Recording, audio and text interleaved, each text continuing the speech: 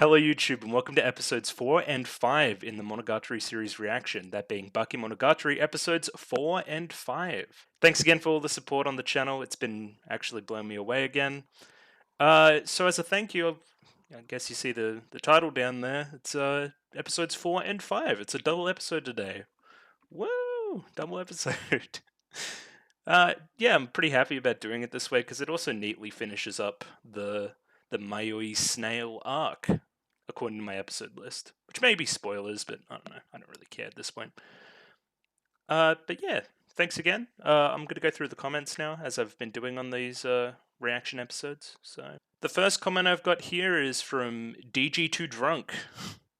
Which is a funny username, I like that. A little addition to the openings, not only are they performed by the VAs of the characters, they also have a story-relevant lyrics from their POVs. Most of the time they will make more sense the further you progress into the arc, sometimes even change mid-arc, harder to catch if you aren't Japanese, so keep an eye on the lyrics. What I'm trying to say is that you shouldn't make the mistake of thinking those openings have no clues for you or are useless after the first watch. They're an important tool in this show. Too many reactors neglect this and use them as an opportunity to talk about off-topic stuff instead of analyzing them each time more information and context is revealed.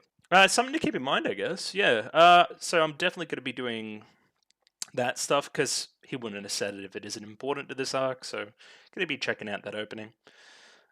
This show doesn't waste time on unimportant details. Even if something seems minor or random, there's a reason for it. As an example, there's a shot of Hitagi's belly button during the last episode when she is in the shower. Even if it seems random, on rewatch you'll realize it was showing you the literal representation of her broken bond to her mother before the show had even mentioned it in dialogue.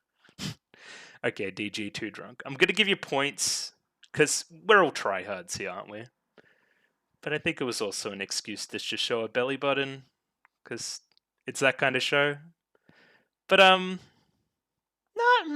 it's an interesting one actually. Maybe it is actually purposeful. At least you can claim it's purposeful, and that's enough for me sometimes. But yeah, thanks for the great comment.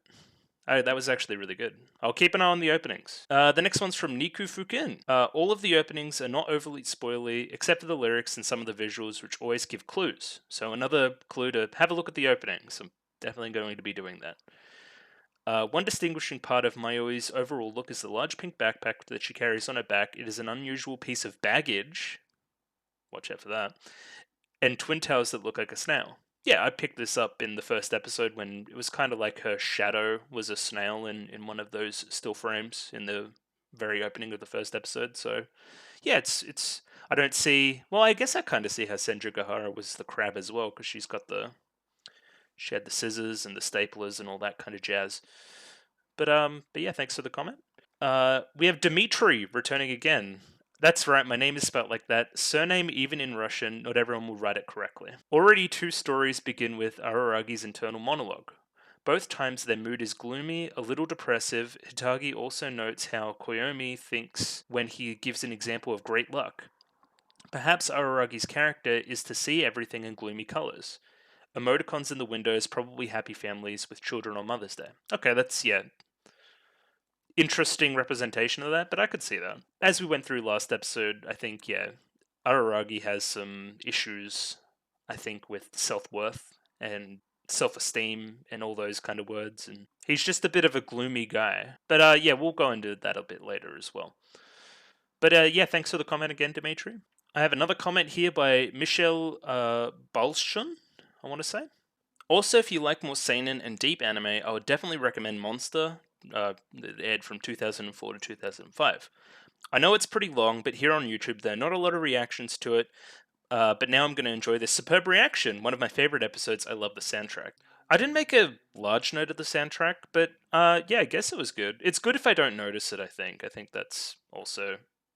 It's meant to kind of enthrall you in the episode as well, even if it's not particularly noticeable on first watch. As for Monster, I'd be open to it, yeah. But again, you say it's long. I think it's 100 episodes or something, or at least close on. That being, how's the anime adaptation? Is it good? Because I would like to read the manga as well, but I don't know how manga reactions do on YouTube as opposed to the anime ones. So,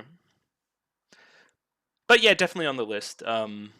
Oh, something I definitely should check out. I think Monster would benefit from these kind of reactions a lot, where I'm kind of following the plot. Because the way I understand it is it's kind of like a thriller. So kind of following what all the characters are doing at each time and trying to analyze it from that perspective would be interesting, I think. And yeah, here's the last comment in from Kelvin Odom. I'm looking forward to you finishing this arc and have more context for the intro. That is the third comment about the intro. So I'll be paying attention, don't you worry. But thanks for the comment, Kelvin. So continuing on from that, I've got a bit of the recap from the last episode. Araragi goes to the park on Mother's Day after having a fight with Karen. Senjougahara then meets up with him, and they have a 15-minute convo about all sorts of stuff, really. From her new outfit, the passage of time, virginity, family, the argument in question of the morning, whatever the hell sorrow is, and Araragi's self-worth. This culminates in Senjougahara almost kind of confessing, but Araragi shrugging it off. Also links to his self-worth and his smallness as a human being after being that pissed off with a relatively petty family squabble. Hachikuji, who Araragi spots early in the episode, is looking lost. I think Araragi sees a way to kind of make amends and goes to help her, but then instead ends up beating her up. Perhaps linking further into his whole self-worth and fucking things up and all that kind of jazz. But then Senjougahara realigns the ship, steers it straight, and we're left off there. We're going to go see what Hachikuji's deal is. So some predictions for this episode. I think the theme of family arguments, smallness, and self-worth are going to be brought up a lot. Maybe there's some links there to whatever the hell is going on with Hachikuji. It's also Mother's Day, so that could link in with her parents in some way. Also, the theme of the snail that we need to keep an eye on as well. What does it mean? Is there some kind of supernatural element to it? We're going to have to see.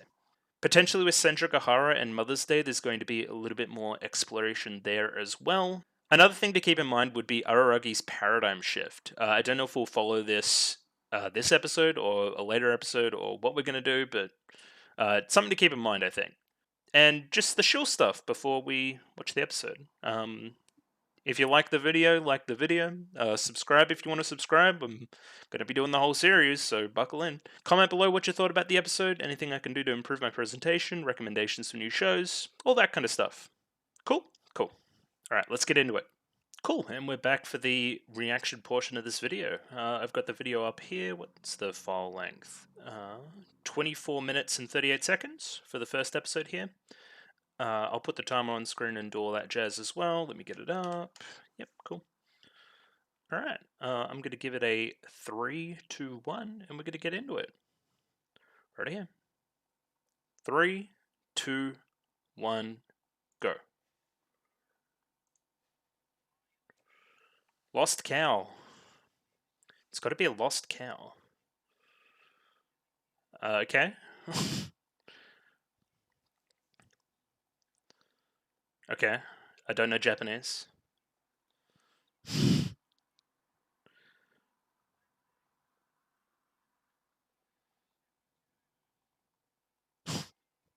Okay. Oshinomeme is tired. Alright, opening. Focus on opening. Focus on lyrics. That's what we're doing. I mean, I'll probably go through the lyrics in the post, actually.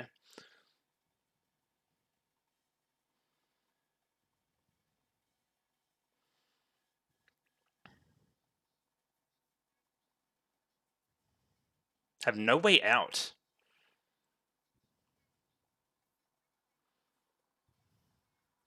Okay, I won't. The bus window. Okay.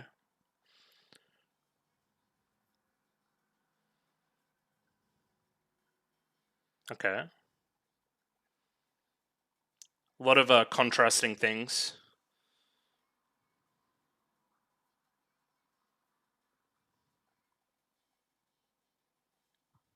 The whole year will end. Yep, lost.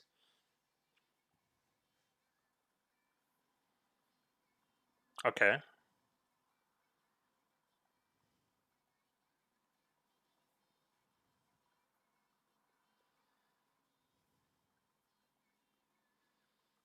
She kind of grabbed her own hand and went off to, like, the moon?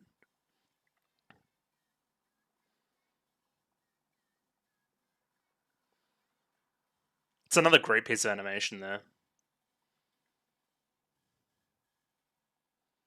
She's got that big ass backpack.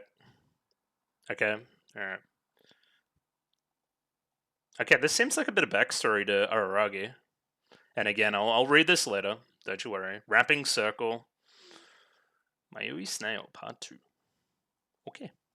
Uh, okay. Is this like mid-afternoon now? On the same day? So it kind of started bright last episode, and now it's longer shadows and darker colors and that kind of thing. Street signs again. Yeah, loads of street signs. About being lost. Maybe the street signs has something to do with Senjugahara. Because they're all in her arc as well. So it's been destroyed?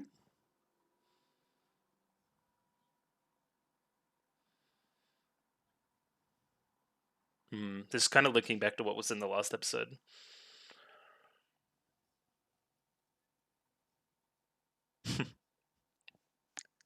I mean, I still think it's important, though.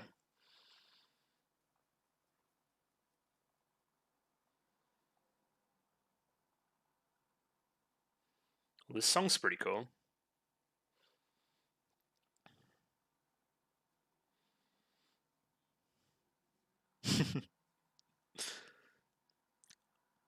She's worried you're gonna beat her up again.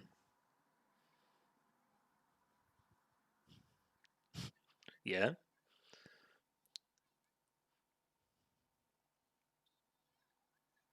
PTA?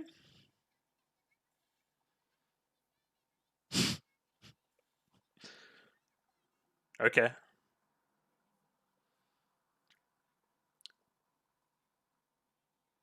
Yeah, I agree.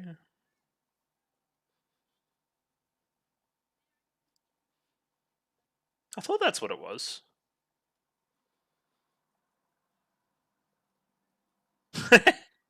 I don't think that's particularly relevant.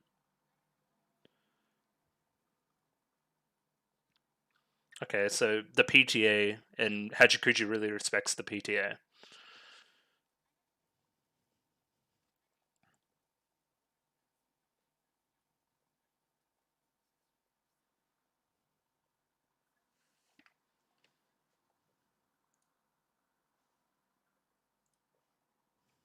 Okay.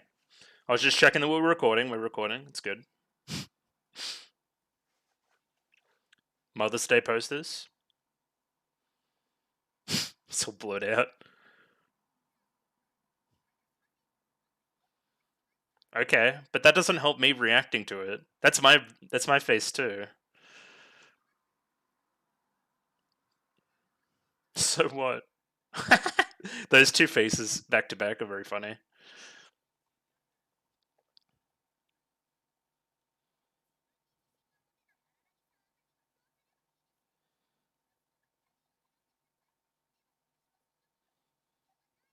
That's very mature of you.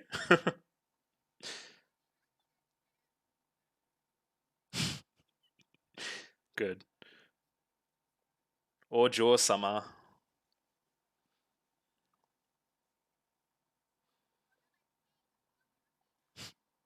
I mean, he's trying not to be. Okay, so we're getting, yeah, a connection between Hachikuji and the sisters.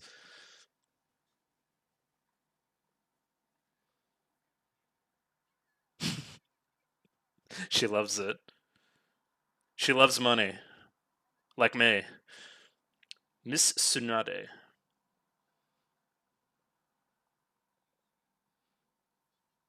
Okay. Yep, family theme. Maybe that's a source. Yeah, shouldn't you? It might be a sore subject for her as well. Yeah, that shot. Okay, that's like the exact shot that Karen was.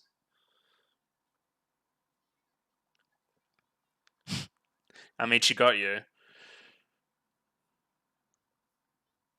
Touring. Oh, she loves it.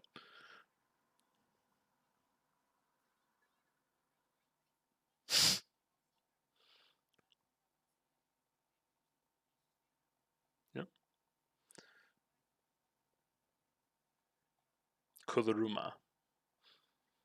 Well, here comes a Kuruma now.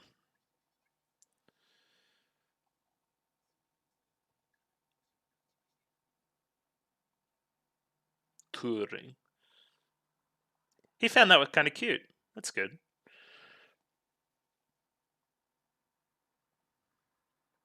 Senjikahara is being very silent here.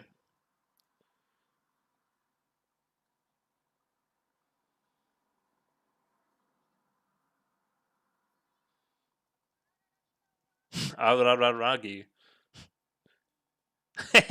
That's a great that's a great little visual joke. Arararagi.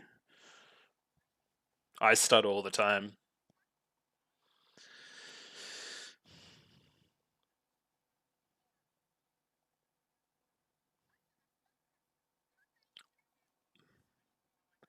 Bus gas blast. I can't do it. I have like 3 friends named that.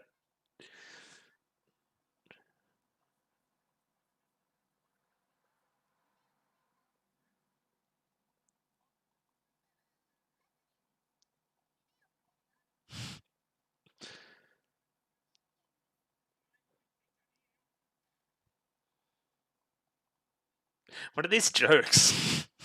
Again, like, are you lost now too? And what was this about the cow at the start of the episode or whatever?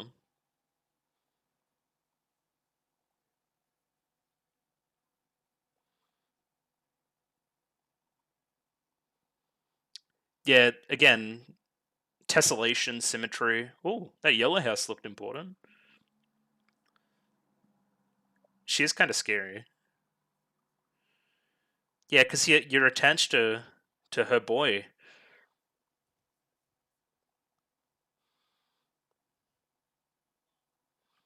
Senjogara. I'd like it if they all died. Is she me?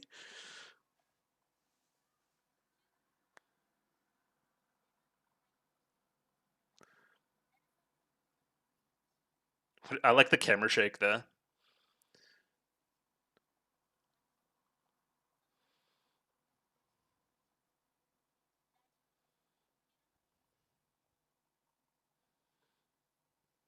Very polite.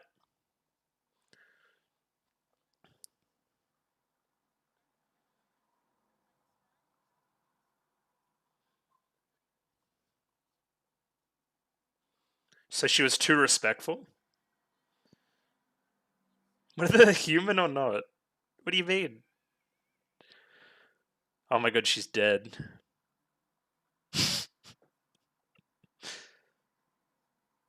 Mmm. Lost. Turn one way, turn the other, make a left, then a right.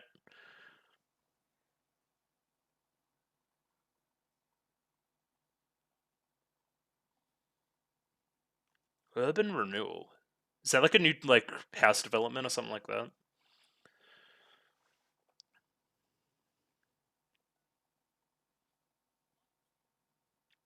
She's got a bit of nerd neck going on right now. Mmm.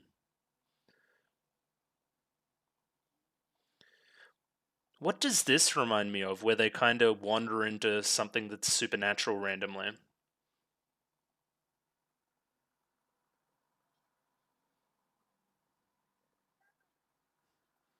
Oh. Because I'm a lost snail.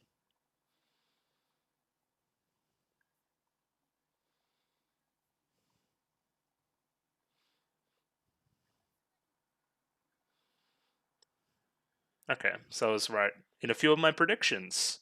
First half finished. Good to know. Alright, back to the park. Okay, so that's from the start of the episode. Us?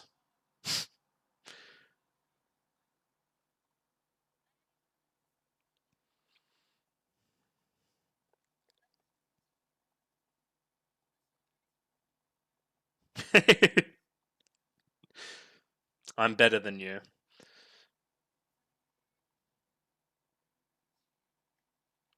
She hates kids. Hmm. It's time to spill the beans a bit, Hachikuji, I think.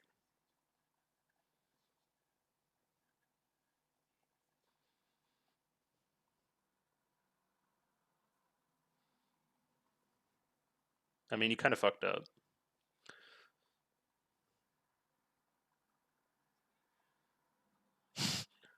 Stop being a creep.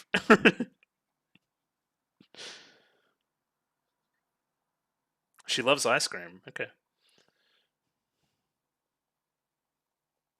I like the background there.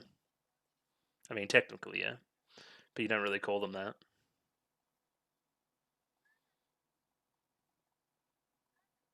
Oh.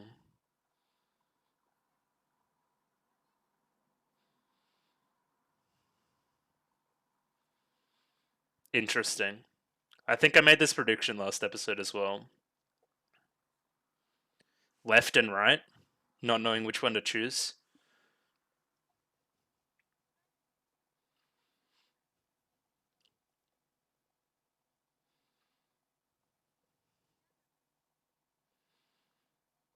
Hmm.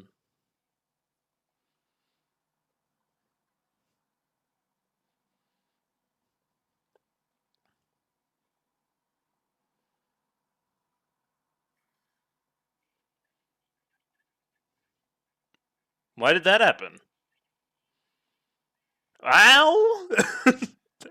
Oh, the hair. That was great. Stop beating her up. Kidney punch. Unripened fruit? You're weird, bro.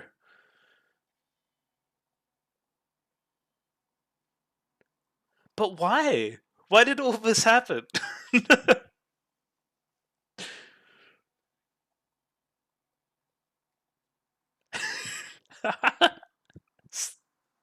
He can't stop beating up this like 9-year-old.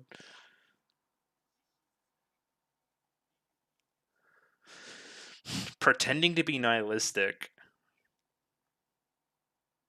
The hair. I really like that technique.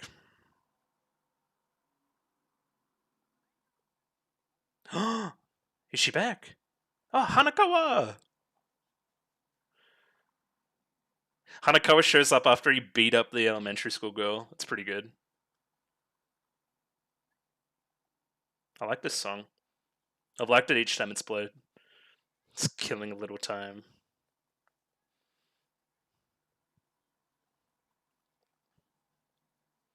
That's nice.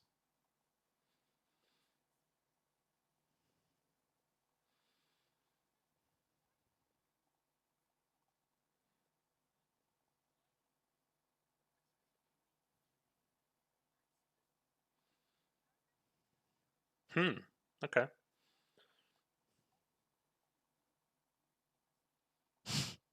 Oh no, I'm gonna have to look up Temple of Shinonome.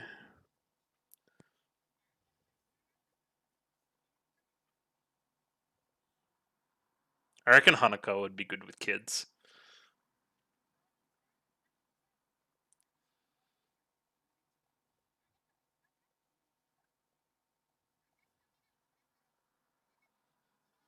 Oh my god.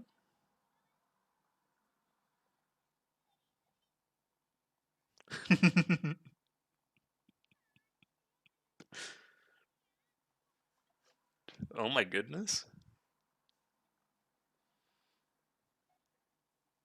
Okay, so she saw the whole scene play out?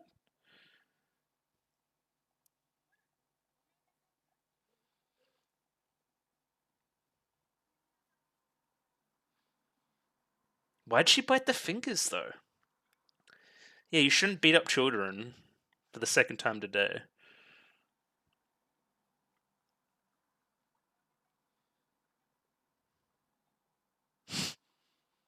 Okay.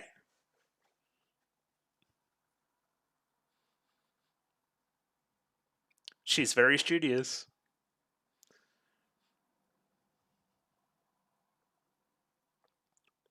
I don't think that'll work. Hmm. Does she know? She doesn't know about everything, right?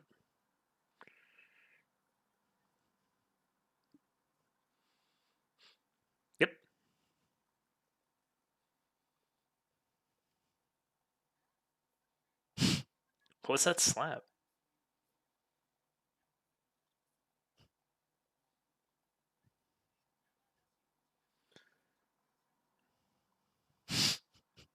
Again, I'll go out and read it. I'll go back and read it, I mean.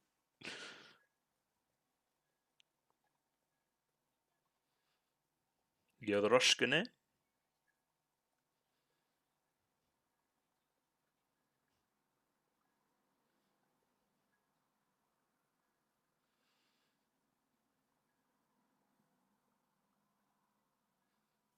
Hmm. How should she know where a random lady lives, though?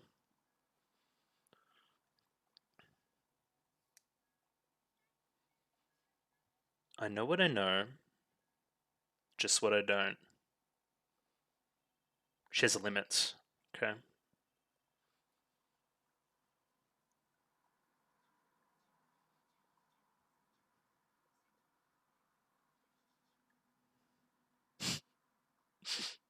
That's a way to get a number, I guess.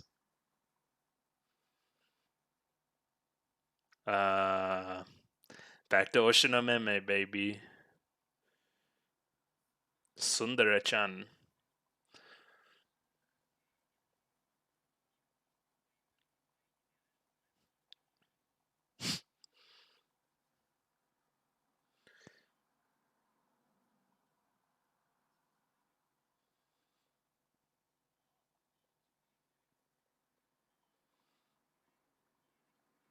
Hmm. Okay. Man, I'm gonna have to look up that.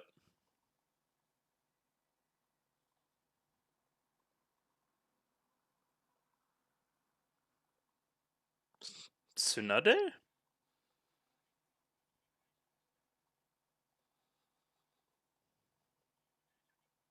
Oh, Sundare-chan. Okay, never mind.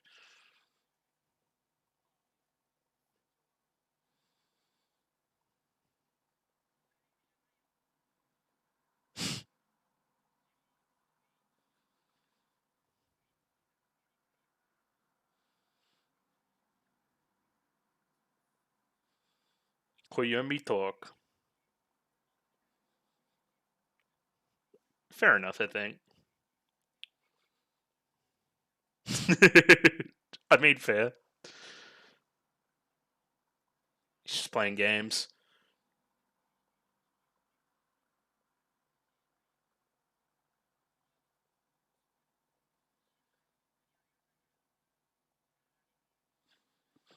I didn't trust you for the longest time, so.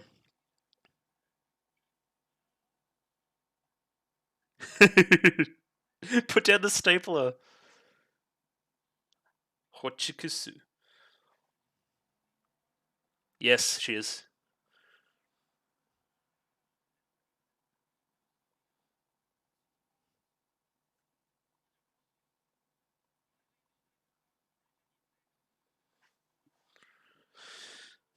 Okay.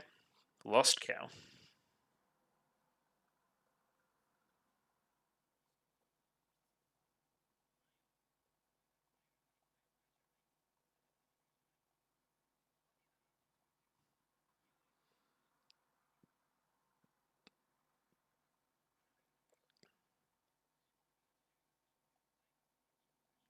Said it was a name common to Kansai.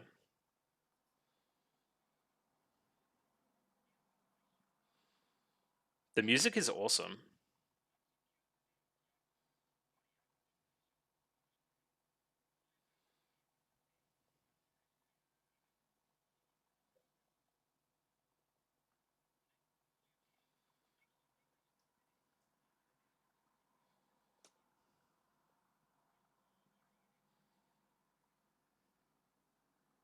Yeah, I mean, you keep talking about it, so.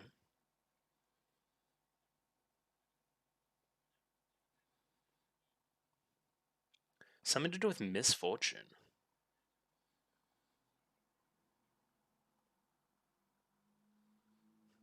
Hmm.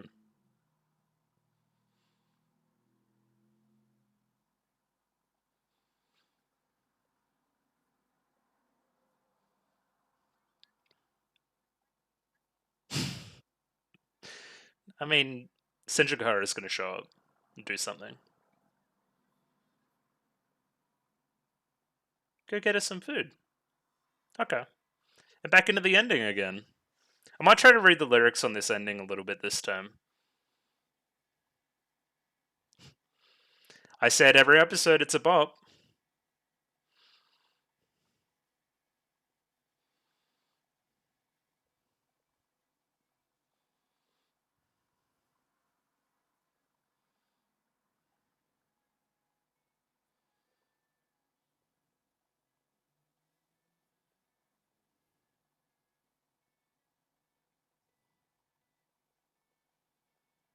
Hikoboshi. Hokiboshi, Hitoriboshi? It's a nice little rhyme, I think.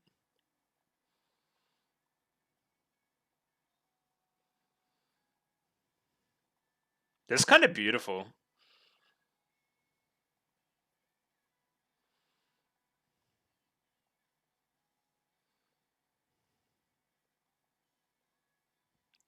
Like a star? Chasing after you like a star?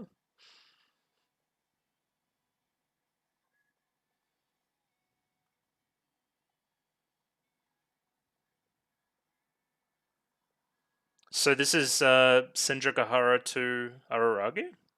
I wonder when I started to fall for you.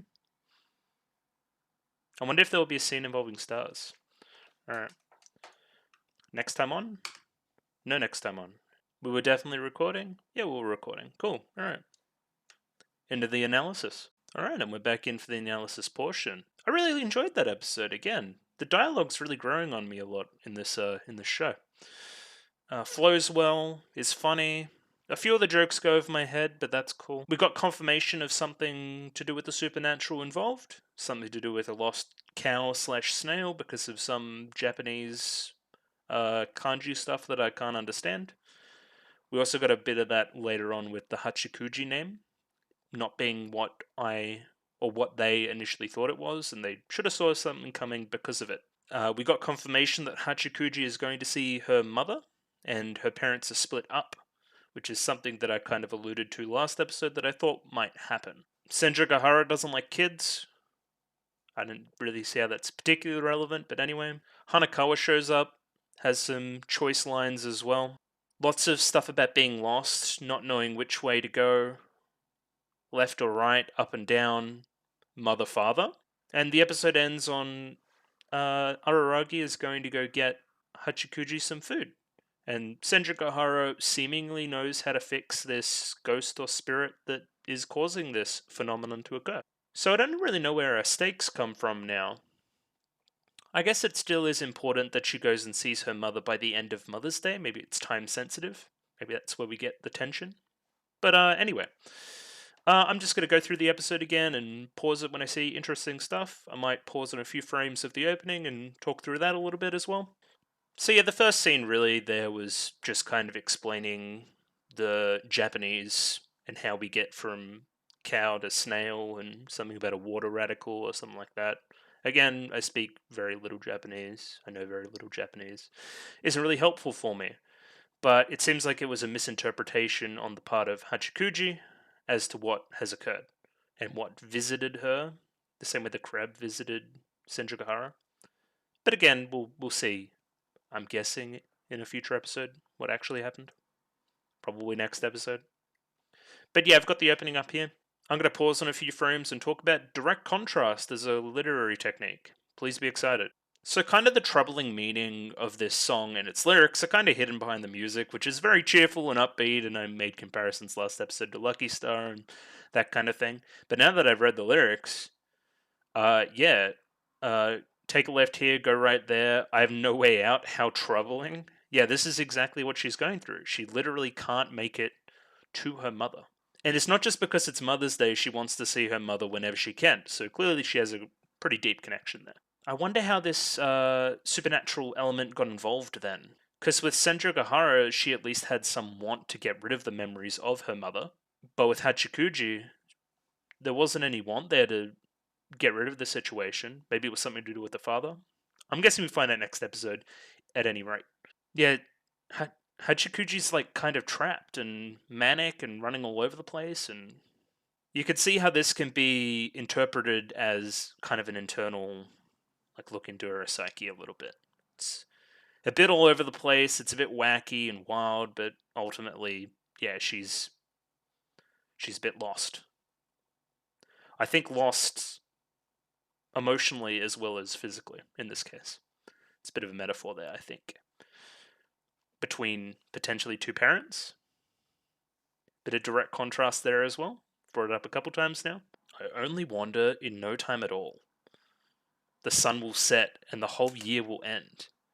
Interesting. Yeah, I'm very happy you guys told me to read the lyrics here. I wonder if they're going to change next episode again, or were different last episode. Might have to go back and check in my own time. When my stomach growls, I'll return to my home right away. And she's going to go get food now. Keep it in mind. Keep it in mind. In here, we see she's kind of leading herself into the moon, representation of night. Maybe? Kind of a Hachikuji leads Hachikuji to her own mother? That are all Hachikujis? It's relevant.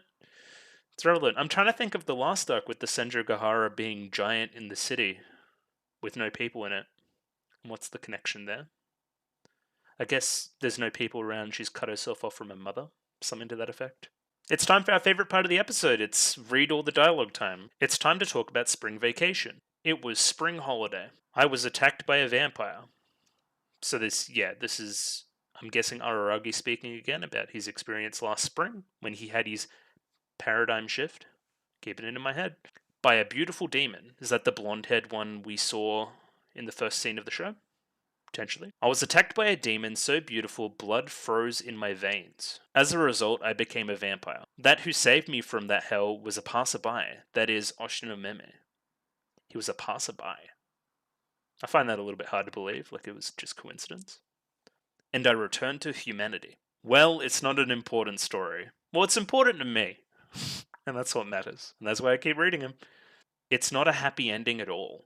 But this matter is over, already resolved. The only remnants are that I have to continue giving blood to Shinobu every month, and that at times my eyesight surpasses a human's. These have already become something like my personal traits, since they're things that aren't too hard to face for the rest of my life. Shinobu? Give blood to Shinobu every month? Shinobu shares blonde hair with that demon we saw in the... vampire we saw in the first kind of scene of the show? Interesting. I think it was unclear later in the episode, but he got the bite, right? And the bite seemed really bad, and then he healed it. But I don't know if the healing was kind of...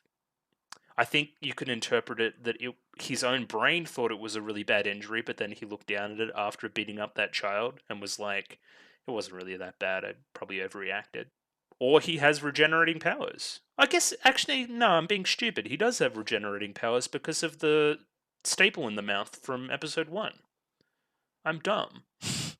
Good thing Hachikuji didn't notice that. She would have went, what the hell? What the hell's going on? But continuing on, and yet, my situation was yet lucky, because in the end, it just took me a spring holiday. For instance, Senjukahara is different. She, for over 2 years, was forced to bear with her inconvenient body. This inconvenience that interfered her freedom? I guess you could say it like that. Yeah, she was without weight for 2 years, also without the memories of her mother, which is pretty bad. There's a raw deal there by the crab. I wonder what 2 years of hell are like. No wonder Senjukahara seems pretty happy. She's out of hell, essentially. Circle wrapping, circle wrapping. What sort of feeling would it be over 2 years of hell? So that's why Senjukahara, unlike herself, admirably, felt more obligation to me than necessary. I guess I was underestimating how much pain she was in and how thankful she would be for the person that stopped that pain. But again, he didn't do much, Oshinomeme, but he connected the two and seemingly cared about her. Anyway. I should have expected it probably, putting aside the inconveniences that bound her body. But a result that she was able to solve the inconveniences of her soul should have been a memorable, difficult achievement for her. And yeah, that's kind of the end of the opening text there. That's nice. It gives a little more context to how Araragi feels about Senjugahara upon reflection of the first arc. It's good. It's nice. Just paused on this shot here as well to so we see the sea of houses, and they say it's a new urban development. So I'm guessing that's like a new urban building project or something to that effect that the subtitle track uses. I'm guessing that just means they knocked over a bunch of stuff and built new houses. Just like a new estate. Okay. Hence why Senjugahara doesn't recognize the same stuff, but the roads would be the same, so obviously there's something afoot. Very same color, street signs again, long shadows, grayed out houses, but there was one yellow house that we saw. Very foggy, like you don't know where to go. The street signs now make sense. Take a left, take a right. If we're looking at a lot of these, it's a kind of overload of information on Hachikuji, so it's kind of an extended visual metaphor there. So yeah, are these kind of the conditions of the snail realm, I guess we could call it? I'm trying to think of the show where they kind of just walk in on supernatural occurrences happening. Am I thinking of Madoka? Maybe. Continuing on from last episode, there's a bit more stuff about Senjogahara lamenting the passage of time and her old family and her own house, and but she explains it. She brushes it away like last episode. We can't cry over spilt milk, which is pretty callous. I wonder where the father is, what the father thinks about all this as well. Something to keep in mind. Then there's all this stuff about the PTA. I wonder if the mother, Tsunade-san, is involved with the PTA in any capacity. Because she brings it up like, the PTA is going to go get you, Araragi, if you do anything to me. Like, she's got to have some association with the group, or at least implicitly trusts them. I wonder if they'll come up in the next episode. No, Senjogahara, I don't think it's an abbreviation. In this case, for, what is this? Percutaneous transluminal angioplasty? I cannot speak. But yeah, it's random that she would know that. There's lots of Senjogahara dialogue that is medical diagrams. I guess she did have something wrong with her before as well. Like, she went to hospital when she was young, and then the stuff with her mother happened. So maybe there's an association there between medical documents and Senjogahara. I'll keep it in mind. Here's something I've just picked up. You know everything, don't you, Senjogahara? And then she says, it seems that way because you're unlearned and incompetent. Which is, she's being mean and callous and stuff because of the events of the last episode and her getting turned down and Araragi being a man of caliber, as she says. But it's interesting that this same topic comes up later in the episode with Hanakawa, and she has a very different answer. Something that potentially isn't as callous, but also, I only know what I know. Little contrast there between Senjogahara and Hanakawa that we're going to keep an eye on into future episodes. And Araragi's thoughts of each. Yeah, kind of the only color in this scene, well, besides the sky and the characters, is these posters of Mother's Day, emphasizing its importance in the grade scale background. Just a nice, neat little filmmaking touch, artistic touch. I wanted to highlight this face and this face. They reflect each other in a way as well. They're both very infantile. One justifiably so because they're like 10. The other one, Araragi. They're funny. They work off each other well. They both, I think Hachikuji brings out the worst in Araragi in a way. His own, and again, that could be linked. The immaturity and being infantile and that kind of thing could link to his response to the argument with his sister at the start of this arc as well. But yeah, Hachikuji tends to bring out these tendencies in Araragi. So Araragi kind of tries one of his techniques with dealing with younger people on Hachikuji. It doesn't work, and he notes and laments that it would have been good enough for my sisters. I think this is a further link between my theory that at least Araragi perceives helping Hachikuji as kind of a recompense for the argument with the sisters. He sees a lot of his sisters in Hachikuji. I can't treat Hachikuji like she's just a stupid kid. Instead, I'll just give her money. Money always works. Hell yeah. Hachikuji is money-oriented. Something to keep in mind, I guess, we'll say. Just calls Tsunade-san a relative initially. Doesn't want to reveal too much information. Even though it's pretty easy to glean that, yeah, it is her mother. We see one frame last episode of Karen arguing with Araragi. Very similar to this frame, further emphasizing the link that I'm talking about. I guess I'm going to be critical here in a way. This shot here is pretty cheap, and they reuse it for a good 15 seconds. But hey, if we're going to cut costs somewhere, it might as well be here. And I still don't mind the framing, it's pretty nice. Long shadows. Interesting placement of the characters in the scene, but it's probably not a shot we should have held on to for as long as we did. It's fair enough that we're going to try to save some costs somewhere. Not every studio can be Kyoto Animation. I've read this again, this whole touring, four-ring thing goes over my head. Oh wait, two, four? Okay, I get it. Okay, alright, I'm dumb. And then motorcycle and car. I'm smart sometimes. Arararagi. I think this is a good little joke. I wonder if they've did the sub people typeset this at all to make this more legible. I think that's the right word of type, the right use of typeset. I think if they did do that, then that's very admirable. I wonder if the actual show included the English. But yeah, it's a great little visual to go along with the audio, like arararagi. I always worry that I'm putting one too many ras in there as well.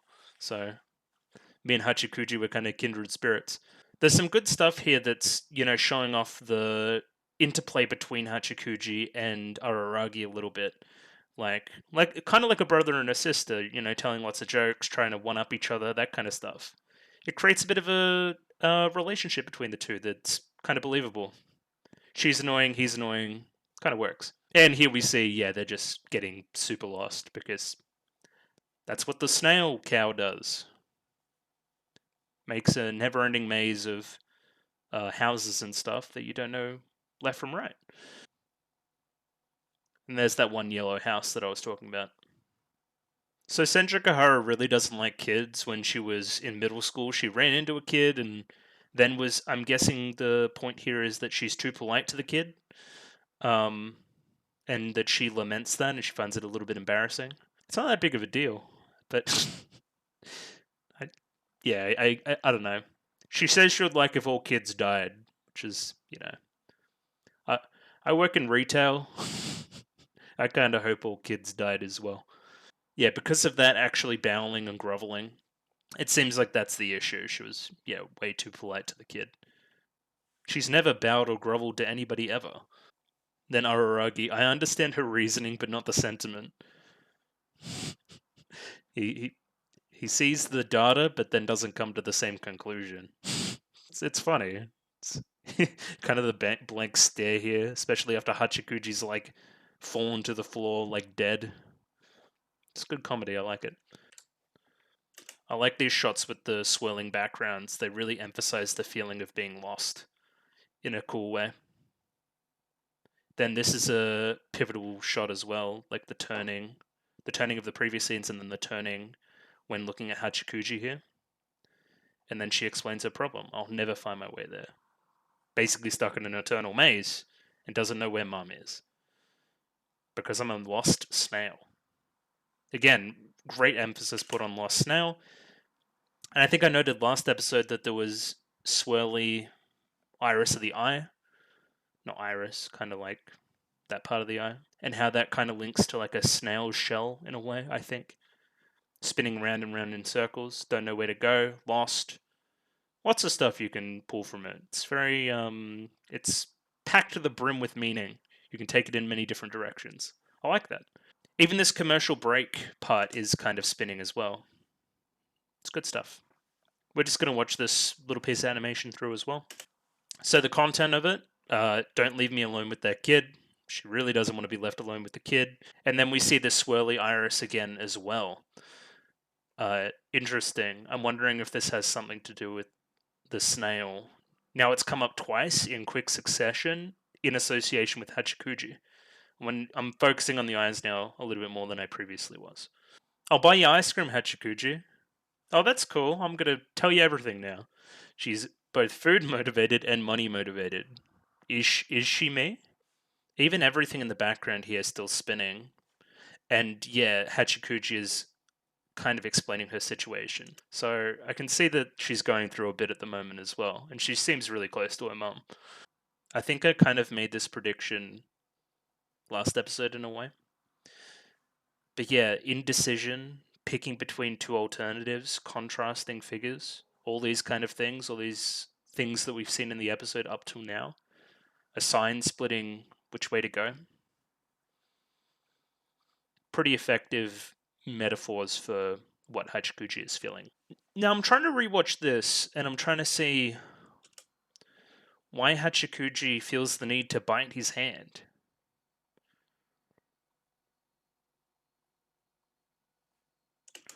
And it's unclear. I guess in this back here a little bit, he's talking about how she met the snail.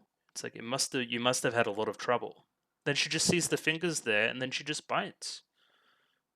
Very aggressively so. The spinning eyes again. And the hair kind of does that. And then he grabs the child's titty, because of course he does. And then it says unripened fruit, because of course it does. Because we're being a bit gross. But that's cool. It's funny. It's a little bit outrageous, let's call it that. But yeah, for the second time in 24 hours, he beats the shit out of a child. Our hero, ladies and gentlemen. So his wound heals, and then Hanakawa shows up to chat about a number of things. Much like Senju Gahara, she just kind of shows up. Was this planned? Was she looking for Araragi in a way? Or was she actually just out for a walk and it was completely coincidental? Alright, I'm gonna go look up some stuff about the tale of Shinonome for a bit. I'm gonna see if I can glean anything. Now, this is where I need some commenters' help. I had a little look and I couldn't really see anything immediately jumping out to me that would explain the connection here. So any comments would be appreciated, please. Could be something to do with the Kansai region that comes up a couple of times too, to do with Hachikuji and her name. Again, I don't know. I would appreciate any help. We see a direct contrast to Senju Gahara here. Again, with the way that Hanakawa deals with children and the way that Senju Gahara deals with children. Hanakawa is very good at it. Look, this is the first time we've seen this face on Hachikuji. Like, yeah, Hanakawa is very, very good at this. Hanakawa immediately catches on that, hey, these two probably like each other. That's how it is. Man, you could fantasize about these things even better than yaoi fangirls. she's got no clue what that means. I think the Japanese of this is going over my head a little bit, but no climax, no ending, deep meaning. I don't read yaoi either, so comments would be appreciated. So yeah, contrasting with Senju Gahara, this is her response to being told that she knows everything. I just know what I know. Anything else? Not at all. Very different. Highlights the difference between the two characters in a good way, I think. What a difference a time of day can make to a location. This place looks far nicer during the day. It's still very, very abandoned, but during the night it looks kind of terrifying. Yeah, it's fascinating how the change of color and lighting can change a scene and its tone in a lot of ways. I like this visual metaphor with the phone, like the different kind of what would you call it? Kind of visual metaphors in a way on the phone screen using the pixel art to depict what Oshino is talking about. In contrast to the scene earlier in the episode, it's a cheap way to save budget that's also visually interesting and seems like a direct choice as opposed to some of the shots, well, that particular shot early in the episode. So there won't be a ritual required because the snail isn't as bad as the crab. It's not as serious, which kind of fits the tone of the arc as well. It isn't as serious. The Shikoku pilgrimage and the Kansai Canon pilgrimage. I'm going to have a little search for this, but if I can't find anything, I can't find anything. They're seemingly just various pilgrimages through Japan to Buddhist temples and that kind of thing. The Shikoku pilgrimage takes place on Shikoku Island, and Kansai Canon pilgrimage takes place on Kansai. That region of Japan. I don't really know what I can glean from that right now. Is kind of Hachikuji on a pilgrimage of her own? That seems like a bit of a stretch. I think Hanakawa notes that Tsunade is a name that's generally from Kansai, and Hachikuji also means misfortune. Again, a lot of this Japanese stuff is going right over my head. I don't know about the different interpretations there, but maybe we get more context next episode, I'll say. And now she's hungry, and we're off to the next episode, so cool. I liked that episode a lot. Again, very different from the first arc. Kind of follows from the first episode of this arc, but maybe we get a little darker next episode. I'd be betting on it in a way. Alright, let's see. And we're back. I kind of just went and got stretched the legs and got some water and did all that kind of thing, and I'm ready to hop into the next episode. I've got it up here. It's at the first frame right now. It's 26 minutes and 11 seconds, so kind of sync up your version to that. I'll have a timer as well. And yeah, we're going to give it a 3, 2, 1, and we're going to dive in. All right. 3, 2, 1, go. Okay. All right, so they're eating something. Yep.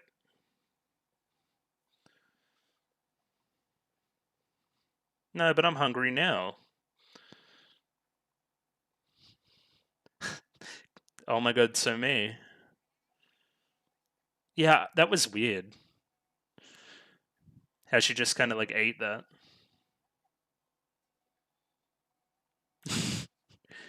She's some kind of vampire?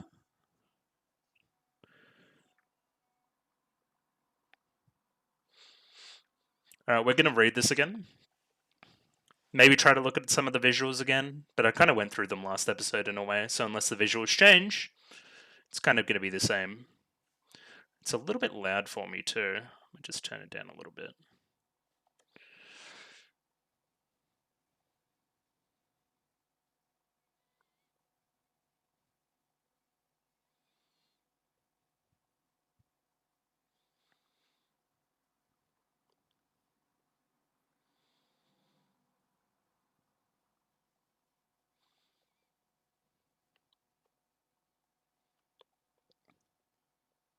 It's sometimes like rain. Like clouding your thoughts. I need to get to Mum or the whole year will end. Again. When my stomach growls, I'll return to my home right away. Well, your stomach's growling now. Your smile will be the landmark. Look out for Araragi's smile this episode, perhaps?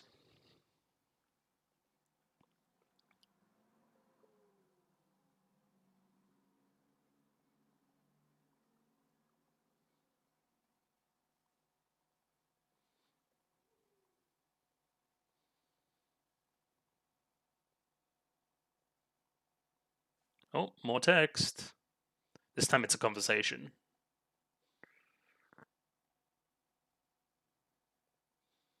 Remaining ghost. Okay.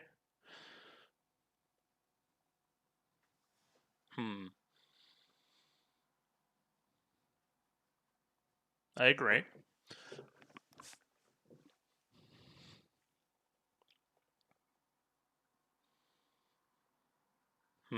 Parents?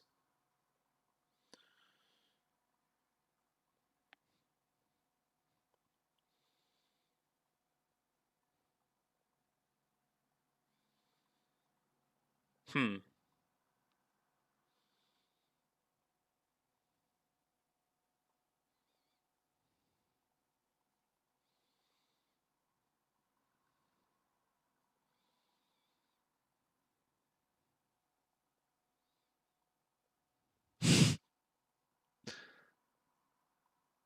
Hmm.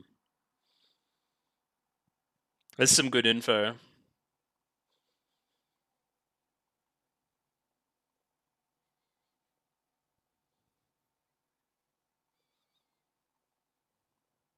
The swirling again, the circling. You're never going to grow up if you don't do that. Yeah, the kind of infantile theme again.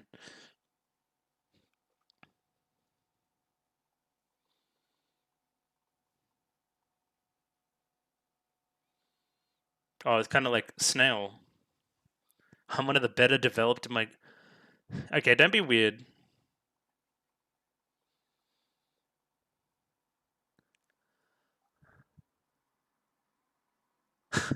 Faster touch.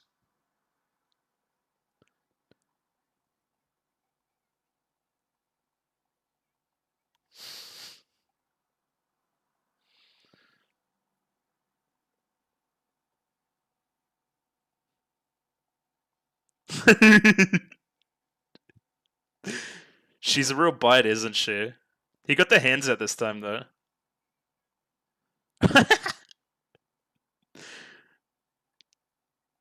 The turning here as well. You should say something. Don't be weird.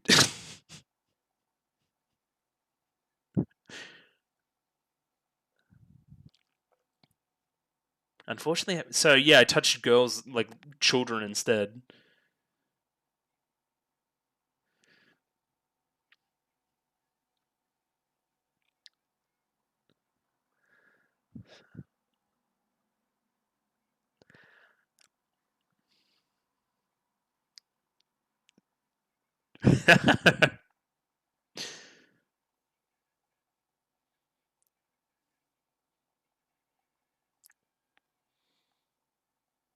Don't be weird.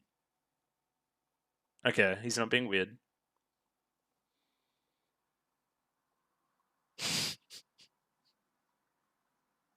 Okay, he's been weird.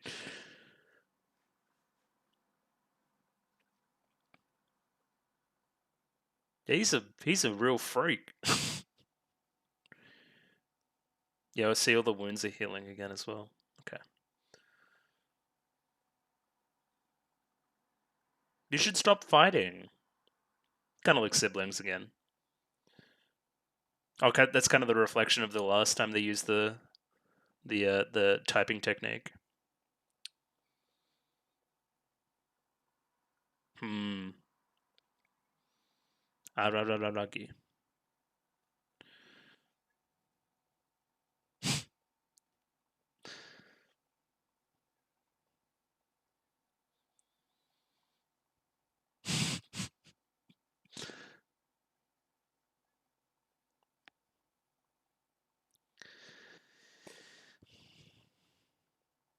I remember this dialogue.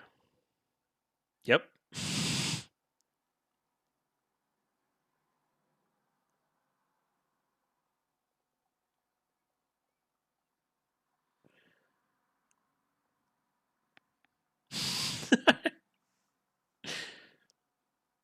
Smello.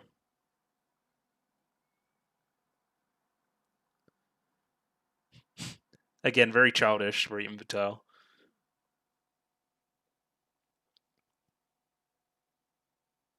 Hmm. I mean, based on form, yeah.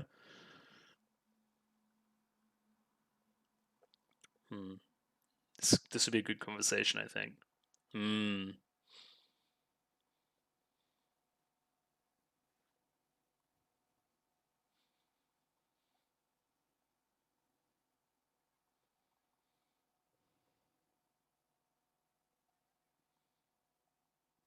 Hmm.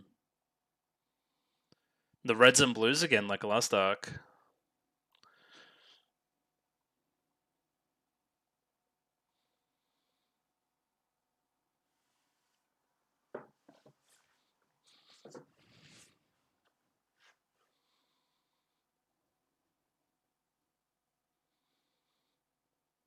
Hmm. Music's nice. This shot's great. All the color draining.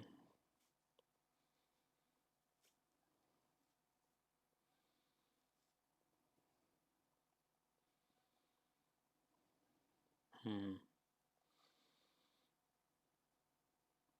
All the color draining out to like a sketch.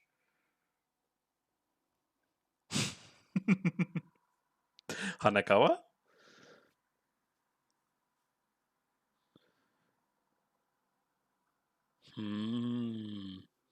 What is her sense of smell?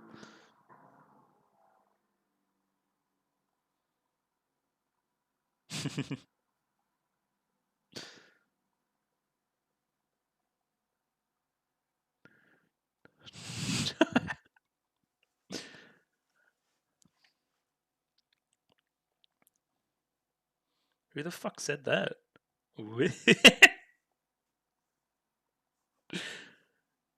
Did he? Okay, no, he didn't. Okay. Stop trolling him. You're trolling me too. Hmm. Yep, get the plot back on track.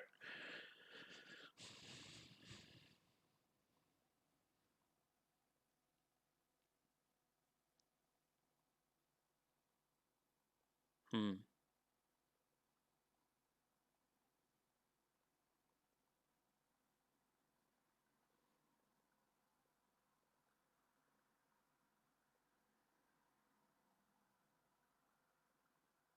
Okay. Like an opinion?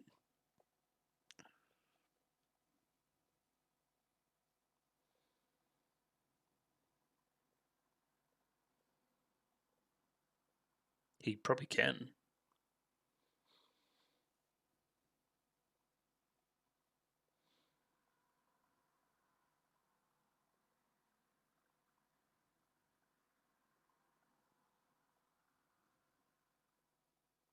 What's the solution?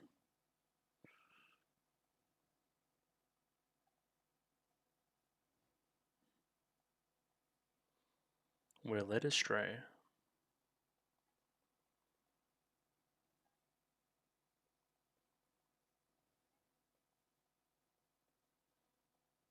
Get away from the snail. Hmm.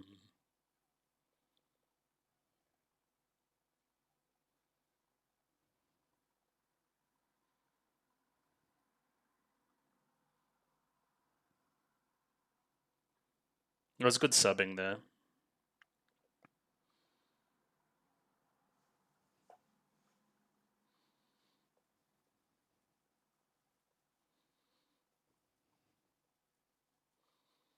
Hmm.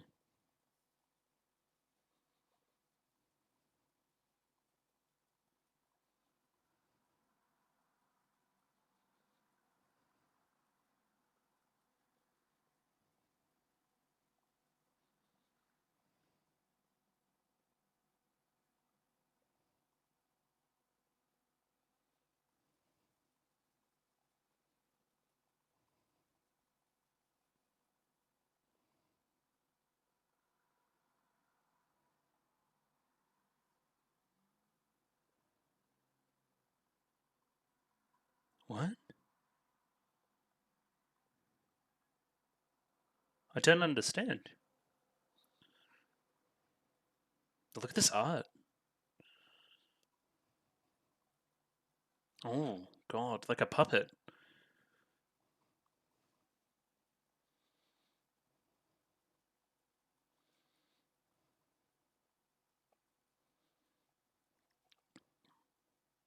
Hmm.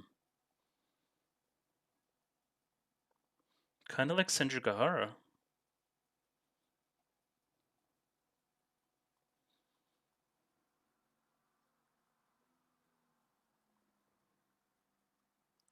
Look at the colors there. Like a rainbow.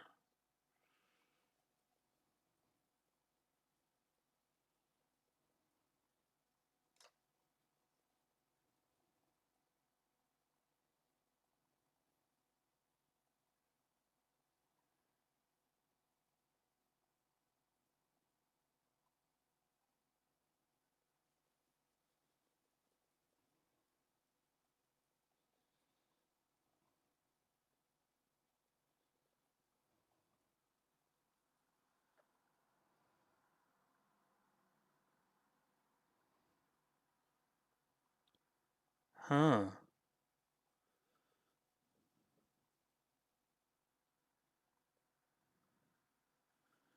She was A ghost the whole time? What the hell?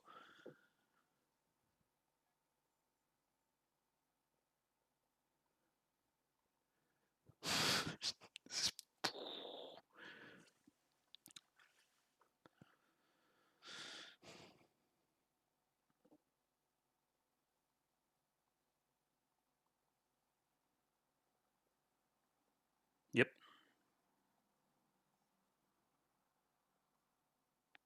Makes perfect sense.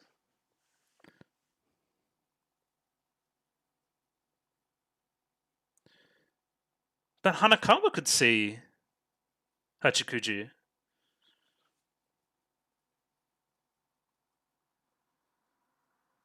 Hmm.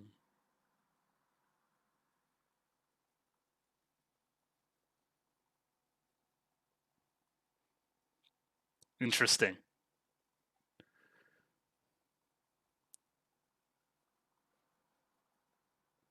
Huh.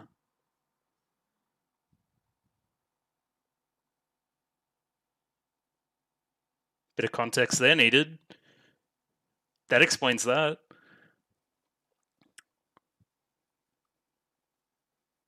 Oh, the music's awesome.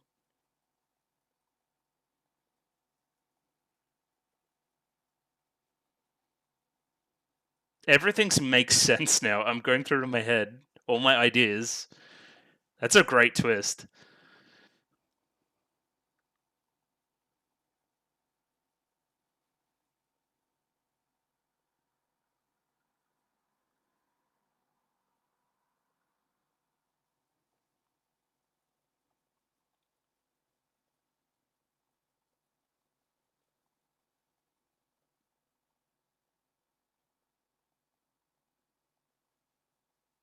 Dead.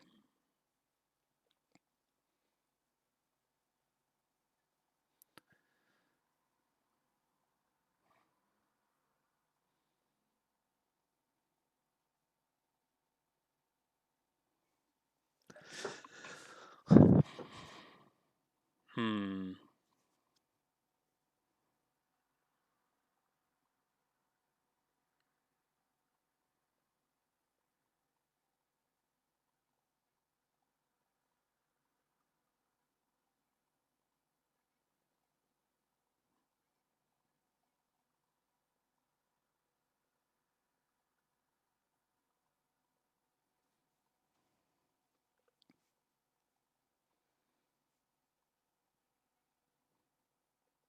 I'm kind of stunned, honestly. It's been a while since an actual twist has got me like this.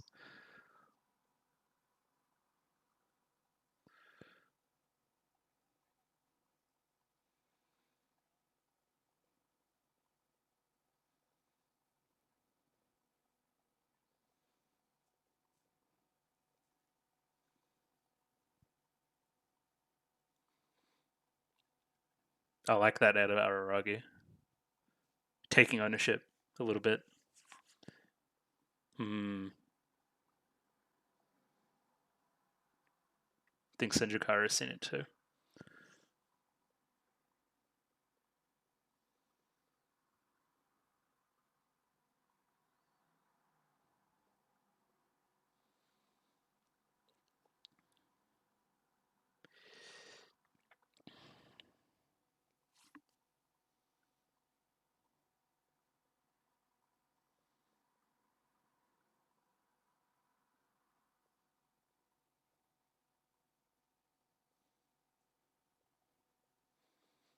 I don't think two examples is enough evidence, but maybe Hanakawa as well. Hmm. You were the only one that acted.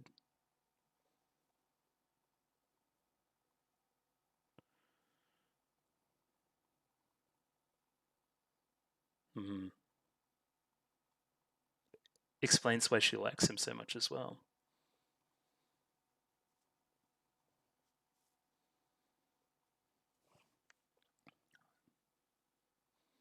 Okay, what's the trick?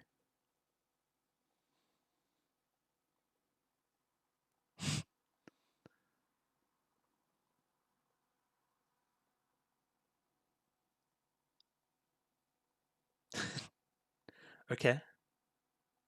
That's a bit more. That's a bit more of a straightforward confession.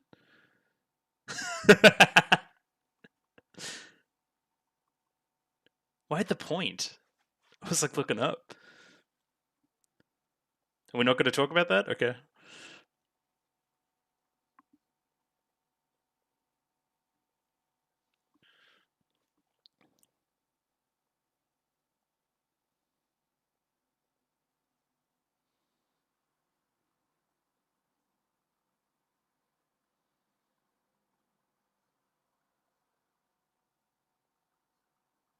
That explains why the note was like blurred out as well.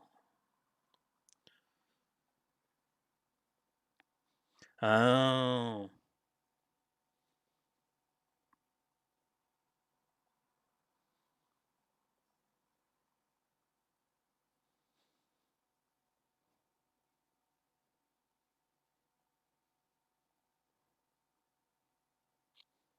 Her, she can't go home. The old house has been demolished.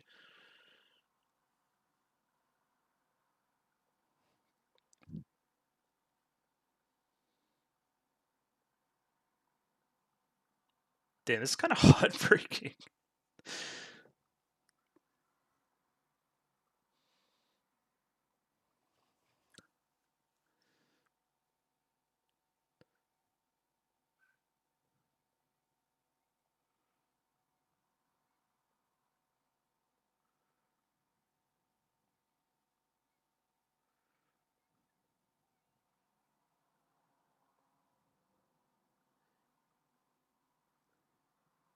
She gone?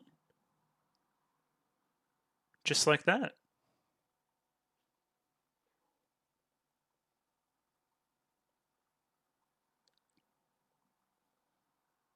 But it was my understanding that Hachikuji was still in the show.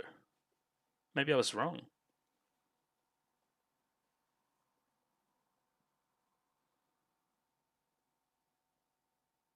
Love heart? Yeah, stop being a pussy.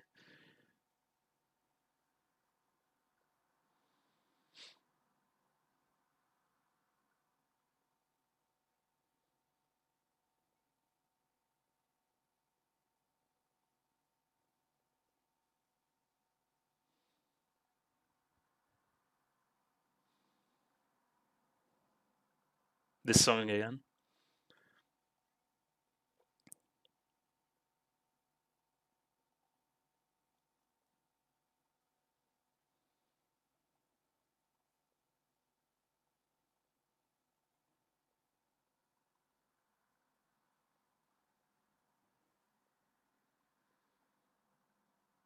Hmm.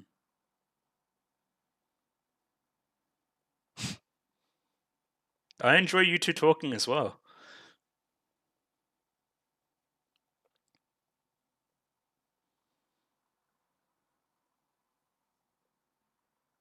Oh.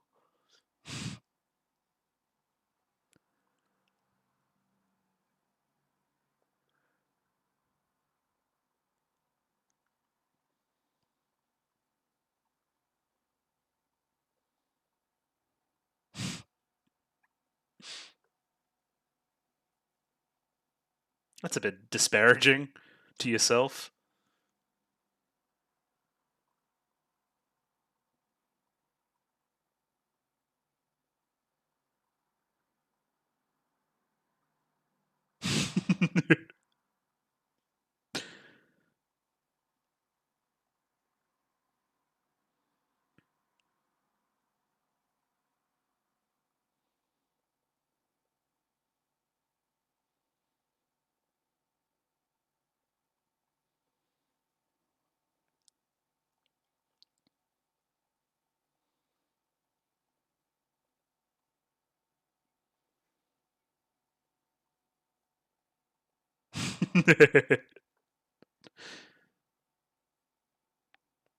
We can't have this problem again.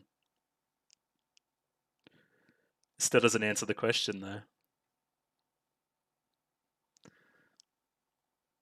Hold hands.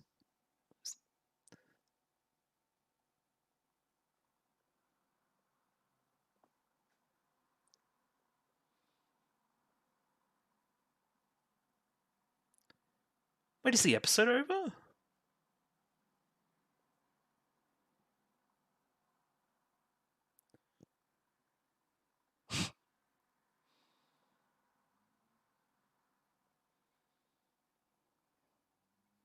So he went back home.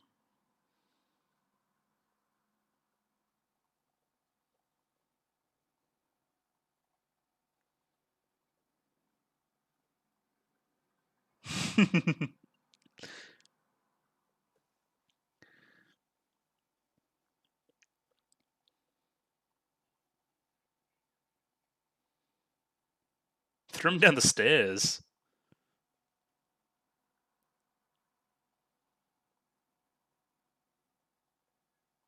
Hachikuji?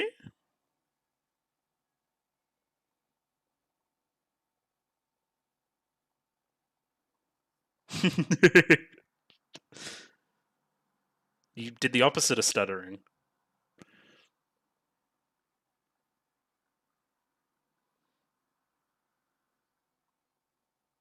Oh, okay, so that's how she sticks around. Posthumous 2 rank promotion.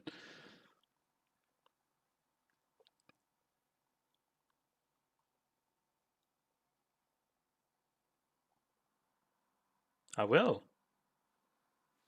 Is that really it? Bro, that episode flew by. And also, no next time ons, please. Ah, that was fantastic. There's so much good stuff there. I really wanted to. Yeah, I'm just going to dive straight into the analysis. All right, let's dive in. Okay, episode 2, analysis portion. That was fantastic. I haven't been gotten by a twist like that in. I don't even know when the last time a twist got me like that. Let's say SSSS Gridman. Everybody should watch SSSS Gridman if they haven't seen it as well. It's got one of the best twists I've ever seen. Like everything, all my questions and that kind of thing, all the inconsistencies and stuff like that started to make sense. Why Senju Gahara didn't interact with Hachikuji as much. Why a lot of different things happened. The whole backstory with her. So I'll read it when I go through the episode in a second, but was Hachikuji killed whilst on her way to look for her mother? It's interesting that I've said this a number of times, so it's interesting we've had 2 arcs centered around mothers in a row with these episodes. You can reinterpret that opening a number of different ways too. It's actually kind of sad now. So Hachikuji leading Hachikuji to her own mother. The Hachikuji pulling the Hachikuji into like the sky towards the moon. The pilgrimage walks that were brought up by Oshinomeme last episode. It's all starting to make sense. That's a great twist. That's really good. And then we get all the great stuff with Senju Gahara and Araragi finally being a bit more open with their feelings and that kind of thing. That's a fantastic episode. This show is. I knew it was good. I didn't know it was this good. This is some seriously good stuff. And just like normal, we're going to go through the episode and pause on some stuff that I want to look at. All right, cool. Let's go. So when his hand was being bitten and he was being scratched and he was fighting her and taking physical damage, was it that he was healing or was it that he never really took damage and his body was just kind of coping with that or his senses were just kind of coping with that in a weird way? Either way makes sense. I guess something couldn't physically harm him if it doesn't exist, right? Does that mean he's not a pedophile because he didn't actually touch a little girl, underage girl? Because she doesn't exist? Anyway, we'll get to that soon. Yeah, the lyrics to this opening are actually really sad. Yeah, I've been reading through it a little bit and yeah. I definitely get why there was 3 comments telling me to pay attention. This is kind of heartbreaking. Damn. How's it so happy but so sad? Oh, shit. I wonder if Hachikuji, how old she is, really then. How long ago was she this age? How long has she been wandering? Alright, dialogue again. Let's go. By the way, Hachikuji, is it true that you went to your mother's house? It's true, I'm not lying. I see. Still, it had been quite some time, so she became lost. I don't think that is the reason, since she ran into the snail, even though this is not the place where it started. No, wait. Why did Hachikuji run into the snail? Reason. There was a reason. There was a reason why I was attacked by a vampire for Hanakawa's case and for Senjougahara's. Okay. So there should be a reason for Hachikuji as well. And all this makes sense. This inconsistency makes sense once we get the twist. Say this might sound like an oversimplification, but I take it your objective wasn't to reach the destination itself, but rather to just meet your mother, right? Just is a cruel word to use, but you're correct. Then why don't you ask her to come to you? Look, even if you can't reach Miss Tsunade's house, your mother is not confined there. It's impossible, or more precisely, it's pointless. That was Hachikuji's immediate answer. If it were possible, I'd have done it long ago, but it is impossible. Then it says remaining ghost, remaining ghost, remaining ghost. Who's the remaining ghost? I can't even call my mother on the phone. I can only visit my mother like this, even if I knew I could never reach her place. So Hachikuji picks up that there's something wrong within Araragi's household. And then, yeah, he goes into a bit of backstory here, saying that I used to be a good child, and then all the high school pressures of high school and that kind of thing caught up with me, and I couldn't be that good child anymore. And being that good child initially kind of stuffed everything up and set a set of expectations that he couldn't reach. And then that was a downward spiral and led to probably his self-loathing, self-esteem issues that we went into last episode a little bit, or last reaction. But we don't really get any resolution for that in this episode, other than the stuff with Senjougahara specifically, where she doesn't mind why Araragi is the way that he is. So put a pin in it. I reckon we're gonna keep following this kind of Araragi home life, past kind of backstory stuff. It's good. I'll follow it. We get the end of the line that Karen has been saying a lot up to this point. Brother, if you're going to be like that, if I'm going to be like that, no matter how much time passes, I'll never grow up. Linking back to the themes of immaturity, not living up to the expectations that he set for himself. Just, yeah, the not growing up stuff. Not meeting expectations leading to his own self-worth being challenged. Not to mention all the stuff with the vampire that's probably stuff with him as well. And whatever the paradigm shift was that happened in spring. There's lots to go into the backstory with Araragi.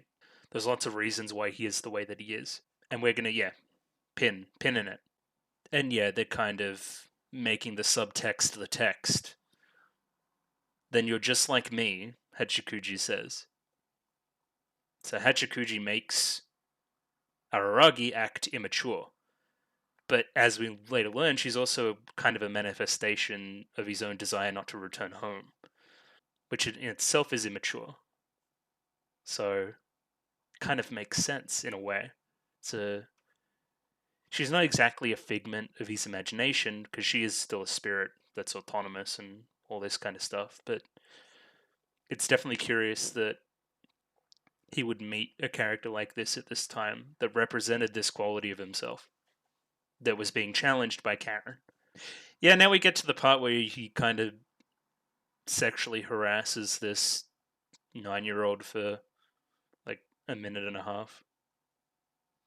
Does it make it okay that she doesn't exist? Probably not.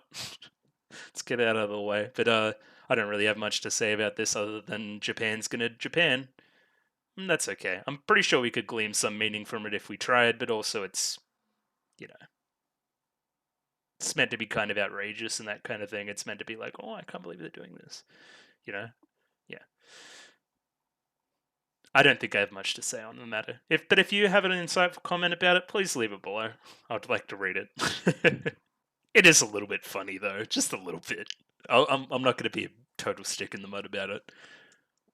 They get some good jokes off, and this part where they're kind of dancing too, and the music in the background's kind of like a waltz.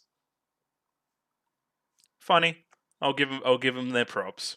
Again, this connection, which is now very obvious between Karen and Hachikuji. I fight with my sisters like this all the time. Hopefully not exactly like this, where you touch them up and that kind of thing, but which Senjougahara says later.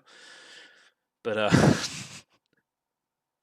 but yeah, the connection is definitely there. I'm not insane for making that connection the first time, which is good. This is a whole part about farts or something. That's like, But they're just kind of fucking around. That's the point of it, right? They're just, being immature. It's good rapport though. They've it's good dialogue, entertaining. They're back and forth, good comedy, all these kind of things. So with this scene, I hear that they were a loving couple. It's kind of like it's not quite the realism we saw with Senjo Gahara, but it's very similar. So first we see family and we see two green figures. Then we move forward and we see one red. I never saw them getting along. I love mother, red. I love father, blue. It's good colors, good visual metaphor. Describes Hachikuji's state of mind visually, not just using the dialogue. Again, good filmmaking. I highlighted this in the reaction, but these are great shots. So that's a great shot, just like the eye hidden, and then the color fading from the frame as well.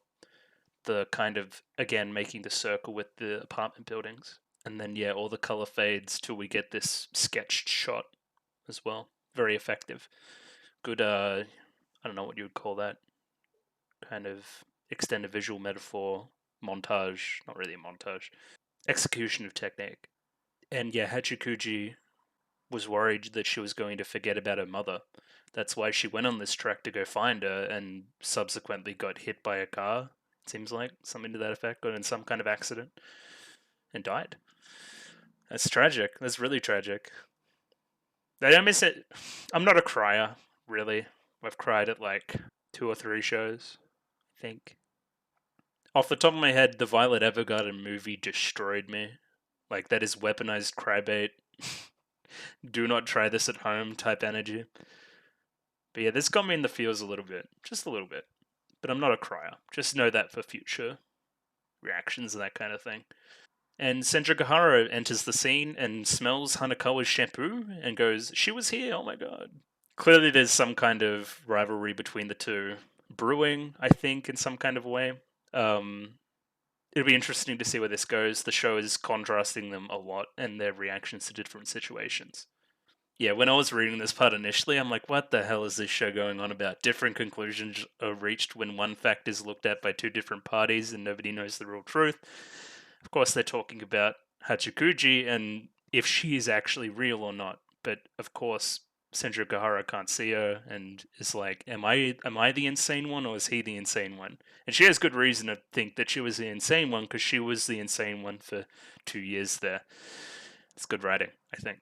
Just the build up to this, like the dialogue and my face during the thing, I'm like, what are they doing? I'm trying to understand. I'm trying to read the dialogue. I'm not talking very much. And then it hits me and I'm like, whoa, whoa, whoa. It's good stuff. Yeah, so I don't really have much to say about the prep, but it's timed very well, if you know what I mean. It's engrossing. For that episode, it also flew by for being 26 minutes. Like I was like, are we already at the end? That's it. That's good. It's a good sign.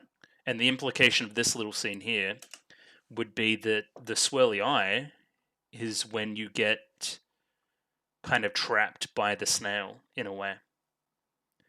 Is that why Senju Gahara's eyes were starting to do that last? Interesting. Okay, that's great. I love that. Yo. And they don't say a thing about it. It's completely visual. That's great. I love the swirly eyes. Great touch. Yeah, so here's Senju Gahara's kind of explaining that I thought that I was insane, bro. But in reality, it's you, Hachikuji. I can't see her. Another great. Oh, that's a great part. She points to the wrong location because she doesn't know where she is. Makes perfect sense. This is great. This is really good. Oh, and then the shadow grows.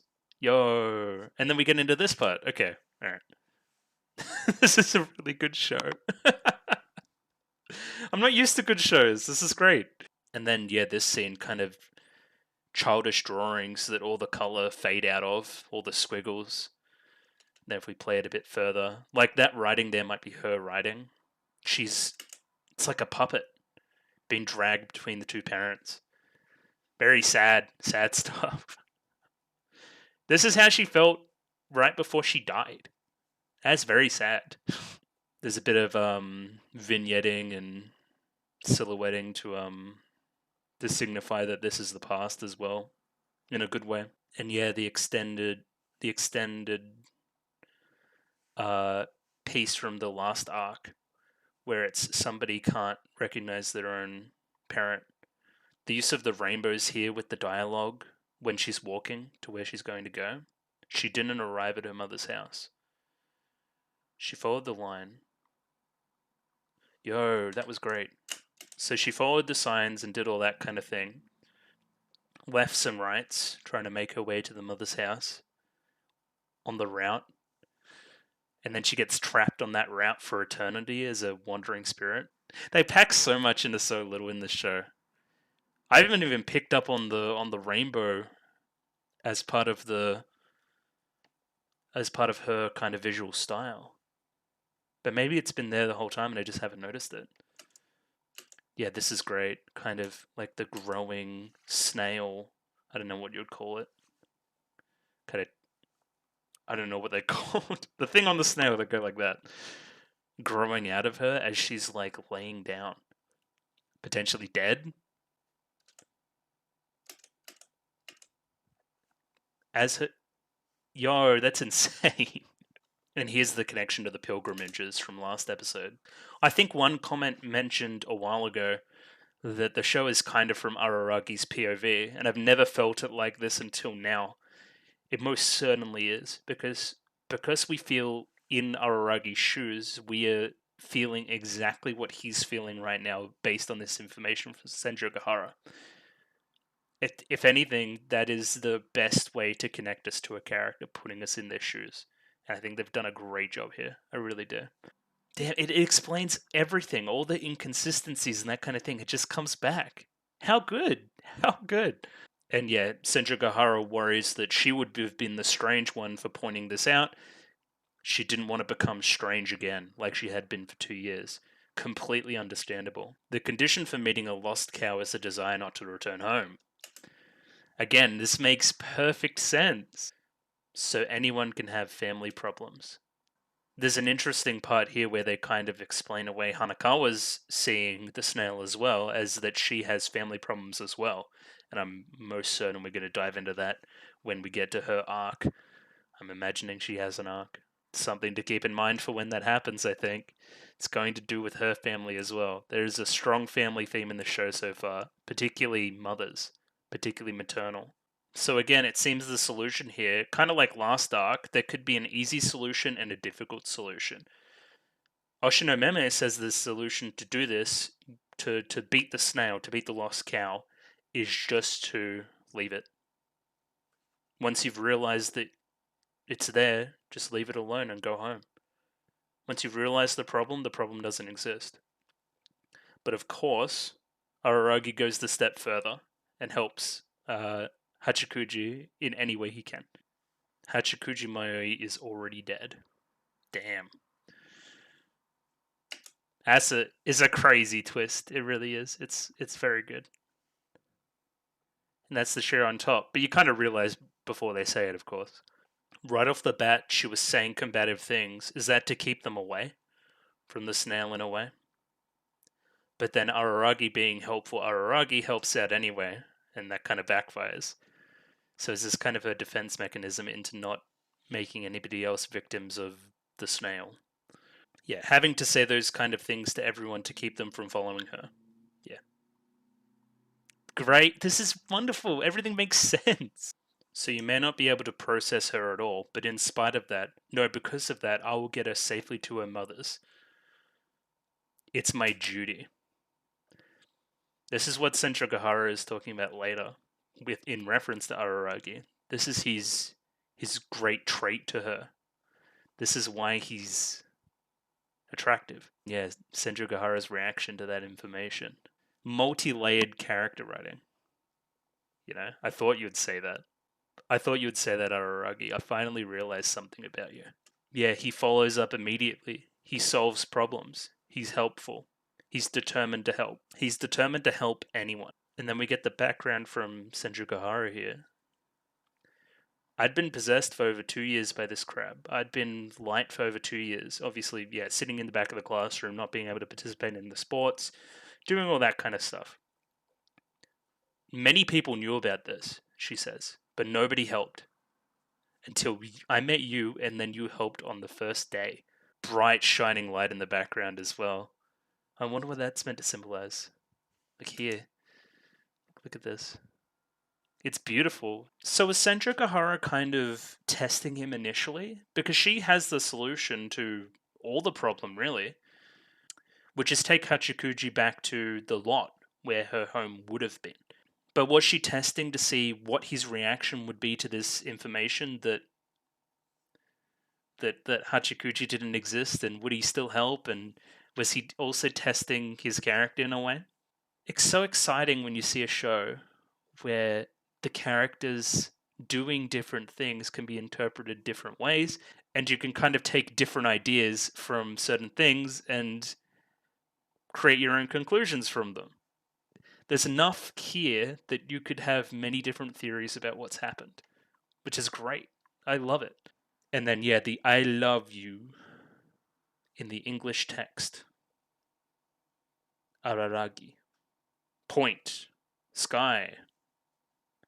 I love you. And yeah, here's where the urban renewal comes back. Of course, she can't find her way to the mother's home even with an address because the house doesn't exist anymore. It's been demolished.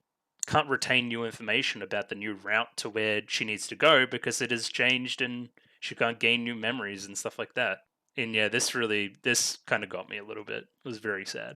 And see, at this point, I kind of thought, are we ever going to see Hachikuji ever again, or is she just in all the art of all the shows from this one arc? And I'll be like, that's a bit weird, but sure. but yeah, she comes back. Spoilers, by the way. There's a little bit of Araragi's self-esteem coming back, or his self-esteem issues. Come on, I didn't say you had to pay me back or do anything like that. It's not payback, man. She likes you. For good reason. You helped when nobody else would. And of course she would like you for that. Makes perfect sense. But it isn't just about Senju Gahara, it's about Araragi. If you didn't save me and instead saved Hanakawa or someone else, I would have still had the same opinion of you. Just because of how helpful you are to people in need. And the music playing in this scene, it's very romantic actually. I really like this scene. It's a great little wrap up to the arc. To put it bluntly, I just enjoy talking to you. Isn't that nice? Warms the cockles, doesn't it? And the show enjoys the these two characters talking as well because it takes up more than half the runtime. There are episodes that are just conversations between these two, and that is just fine because I like the dialogue. I enjoy it too. Me too, show. Me too. Unluckily, you are fallen for by a fairy tale virgin so starved for love that should fall for anyone who showed a little kindness. It's a bit self disparaging, but also kind of self critical of the show in a way. It's clever dialogue, it's really clever. It'd be great if it came into fashion. Come again? Senjo Gahara fascination. I'm sure there's some kind of Japanese pun there too, but yeah, cute. It's cute. They're cute. Just kiss already, you two. This one's a bit weird too. They kind of solve the whole Mother's Day conundrum with the sisters very easily by just promising not to be out the next day, the next Mother's Day. It's a bit of a weird resolution to the conflict, but I think Araragi's family situation is pretty safely going to come back as another plot point later. So we're going to get more of the sisters, more of probably the mother, and all this kind of jazz. And then, yeah, little post-credit scene where we see Hachikuji back from the dead, kind of, in a way. She's still a spirit. I wonder how the vision situation's going to work as well, if she's going to be able to be now seen by everybody else and going to be able to engage in dialogue, or is he merely just going to be essentially a figment of Araragi's imagination? But yeah, that's how we're going to have her still be in the show and do all that kind of thing. And yeah, that's the end of the episode. This arc, I probably the first arc's really good. They're probably about level with each other, honestly. I think this arc's after the twist, it finished very strongly. I really loved this episode. But yeah, that's the end of the episode. Thanks again for watching, everybody. If you liked the video, like the video. If you want to see more, subscribe. And please comment anything you thought about the episode, anything I can do to improve my presentation, or any other things you'd like me to react to. Thanks once again for everything and all the support we've got on the channel. It's really mind blowing. And here's the double episode for you. Awesome. Thank you very much.